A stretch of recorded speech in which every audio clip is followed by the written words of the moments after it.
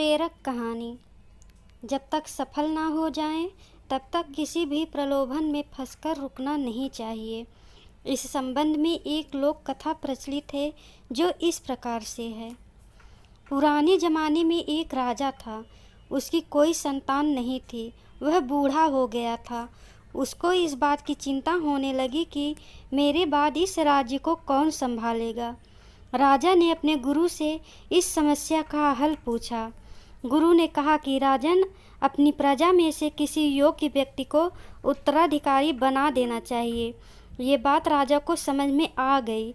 उसने अपने मंत्री से कहा कि प्रजा के बीच ये घोषणा करवा दे कि कल जो भी व्यक्ति सूर्यास्त से पहले मुझसे मिलने राजमहल तक आ जाएगा, उसे इस राज्य का उत्तराधिकारी घोषित कर दिया जाएगा।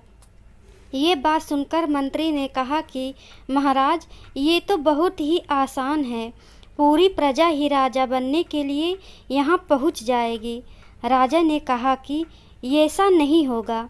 मुझ तक सिर्फ योग्य व्यक्ति ही पहुँचेगा। आप घोषणा करवा दीजिए। मंत्री ने राजा की आज्ञा का पालन किया और प्रजा तक संदेश पहुँचा दिया। अगले दिन बड़ी संख्या में लोग उत्तराधिकारी बनने के लिए राजमहल की ओर निकल पड़े। महल के बाहर राजा ने एक बड़े मेले का आयोजन किया था।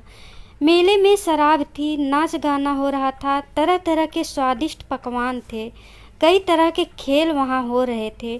पूरी प्रजा उस मेले में से उलझ गई। अपनी अपनी पसंद के हिसाब से लोग मज़ा लेने लगे। सभी ये बात भूल गए कि उन्हें राजा से मिलने जाना है।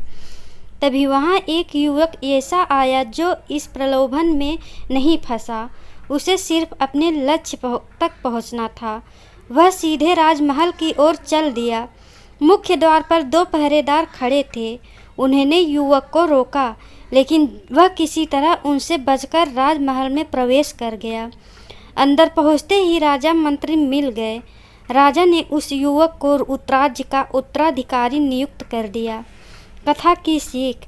इस प्रेरक कहानी की सीख यह है कि हमें अपने लक्ष्य तक पहुंचने के लिए रास्ते में रुकना नहीं चाहिए। सफलता मिलने तक हमें आगे बढ़ते रहना चाहिए। थैंक्स फॉर वाचिंग दोस्तों। अगर यह वीडियो आपको थोड़ी भी हेल्पफुल लगी हो तो कृपया मेरे वीडियो को लाइक, शेयर, सब्सक्राइब और कमेंट करें।